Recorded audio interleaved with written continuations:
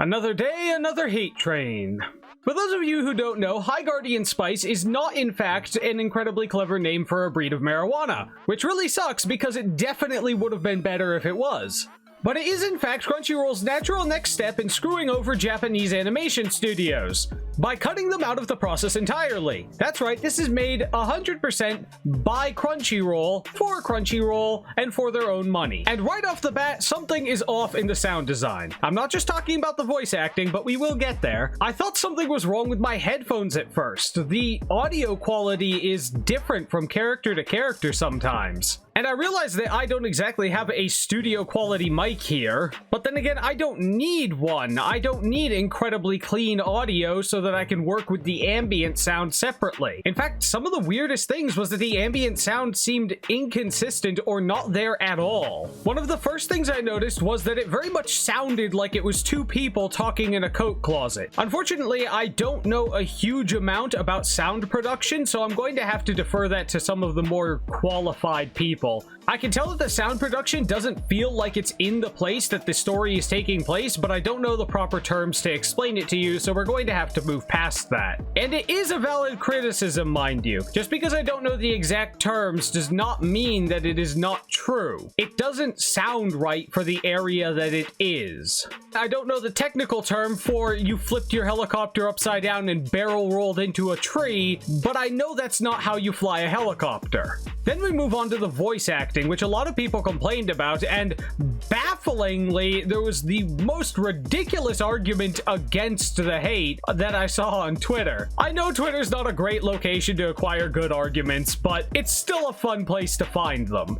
And the thing that I noticed about the argument on Twitter was claiming that you can't complain about the bad acting because a lot of anime have bad acting, but you just can't tell because you don't speak Japanese. Well, okay, points in your favor, I guess. There are, in fact, quite a few anime with bad acting, and I do complain about it, because while I may not be fluent, basic tonal acting is not necessarily required to be translated. If the situation is extreme or tense, then they should sound like they're having a tense moment. They shouldn't sound happy. Being able to grasp basic emotion through tone is not something that you need to speak the language for. Someone who's angry should sound angry. I get it, you're right, there's great examples of terrible acting in anime, but I don't think this is necessarily the own you think it is, because you're admitting that the voice acting is bad. So the criticism's valid. Just because they can't tell that it's in something else doesn't make it less valid of a criticism. And by the way, no one talks like they do. I get that sometimes translating is hard and there are all kinds of issues that, oh wait, this was made in English. Never mind, translating isn't an excuse. No one talks like they do. It's very awkward wording in most of the ways they speak. Well, we have 4 different characters. 2 of the characters get along really well and come to a school together where they join up with their other 2 single-note character counterparts.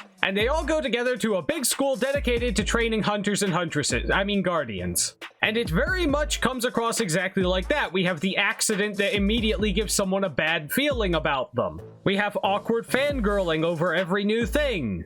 If you really wanted to take something from RWBY, what you should have taken from it was the action animation, not the animation in the lulls in between, because, and I'm sorry RWBY fans, but you're going to have to hear this sooner or later, every single scene in the first season that wasn't a fight scene had really weird animation. Bad cases of stone hand syndrome. And it doesn't help that in the first episode, they seem to have done nothing but introduce us to characters and muddle around walking around a city with a bunch of things that I feel like are never going to come up again. You know what's a good way to introduce characters throughout a series? Have various parts of their personal lives and their home come to terms over the series, rather than immediately dumping the full exposition garbage can over our head in episode 1. What's the story? Well, they're going to school to become guardians. What exactly is a guardian, by the way? Well, it's a defender of peace and justice, whatever the fuck that means. They could be crusaders for all I know. We really haven't learned much about what their actual goal is in going to this school. In episode 1 of RWBY, they at least managed to get out that hunters and huntresses fight monsters. They didn't go too into detail about what that meant or what the monsters were, because that was part of the overarching plot, and they just needed you interested in what they were doing. Here in High Gaudian Spice, I don't actually know what a guardian does. Your first episode needs to hook someone. The hook window is very much something you need to focus on. I don't remember what the actual term is because I'm not rereading the book, and I honestly can't remember where in the book it was. It's the beginning window of a movie or the first episode of a story where you have to get someone invested in the overarching story. You have to actually provide something that would convince them to keep going, and they don't have that here. They could have the greatest storyline ever throughout the rest of this series, but we're doing a first look, not a review. If I watch this whole series and I discover an amazing story behind it, I will give them props for their amazing story, but I've seen no evidence that there even is one so far. Is her quest to go out and find her mom? Maybe, I guess? The closest thing to an overarching story we can find is that her mother went out as a guardian on guardian things to do guardian stuff and never came back. Whatever the fuck any of that means. What exactly do guardians normally fight? Are they a form of police force? Are they defenders? Are they independent contractors? Do they fight monsters or do they fight bad guys? Are they fighting someone who is actively chosen to do something wrong, or are they fighting something that is just inherently causing problems because of its existence, like the Grimm? And no, I don't actually care if it's really an anime or not. Get over it. Whether it's an anime or a cartoon, it could still be for all audiences, and it still is being held to the same writing standards as everything else.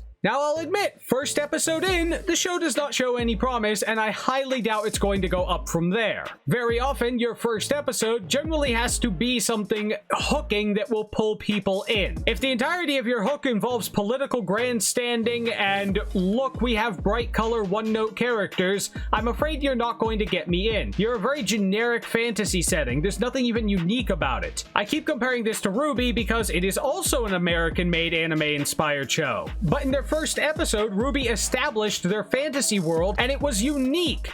It had its own individual magic system, its own style of mystical properties and bad guys. Meanwhile, this is just more of the same standard fantasy story, and none of the characters have been explored deep enough for me to be invested in their story either. And it's okay, I recognize that you don't have to be focusing on the characters in order to get someone invested in the story. It could be the world, like RWBY did, but they didn't do the world here. They spent all the time introducing characters and not going deep enough on any of them for me to care. And Twitter immediately started blaming all of the criticisms on the politics in it, and that just starts the hate train.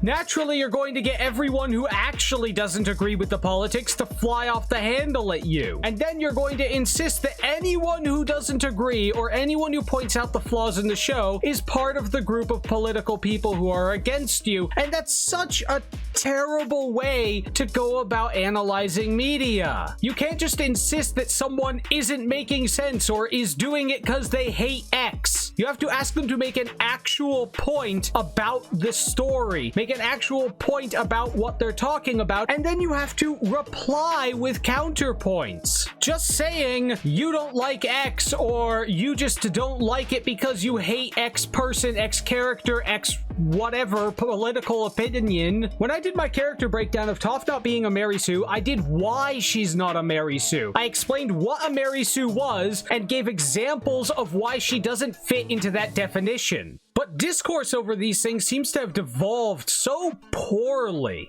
And whether you're left or right, your political opinion has nothing to do with whether a story is good. None. You can have well-written stories where there really is no good guy in the show, movie, or whatever. In Joker, who was the hero? Who was the good guy? No one. The closest thing to a good guy in the Joker was the rioters. Unfortunately, I'm going to have to end up watching this one myself because I can't trust most of the reviewers out there to give me an honest opinion of it, and that's really annoying. The closest thing to an honest reviewer is Rev from Rev Says Desu, the anime channel. Everyone else is taking political sides and yelling about the wokeness or the anti-wokeness. Neither of which has to do with whether or not the writing was any fucking good. I know this video is pretty much just a rant, but it really bothers me that they keep politicizing things before they even come out.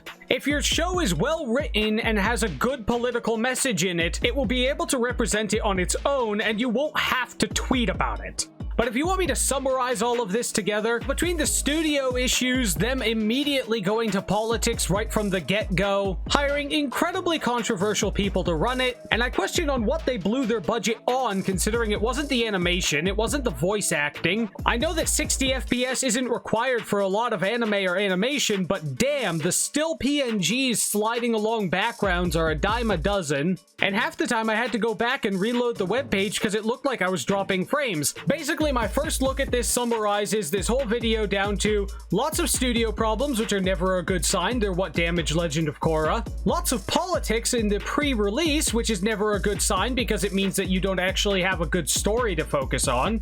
And lots of borderline copy-paste fantasy world tropes surrounding another trope of 4 one-note personality young girls in a slice-of-life adventure that is undoubtedly going to be more slice-of-life than actual adventure. For all the hype and groundbreaking they seem to be trying to make here, it seems to be coming out more plain than outright bad. But like I said, I'm an adventurous guy. I'll watch the whole thing, and I'll let you guys know if I was wrong. Maybe it really picks up, and it just takes them forever to get there. It's not going to score them any extra points if they finally manage to become competent later, but at least it would save them from being incompetent. Like, share, follow, comment, subscribe, and let me know if you want to see a full review later. I really hope it picks up from here, because after all the hyping and defending they did about this show before it even came out, it would be downright painful if it came out and turned out to have the flavoring of plain oatmeal.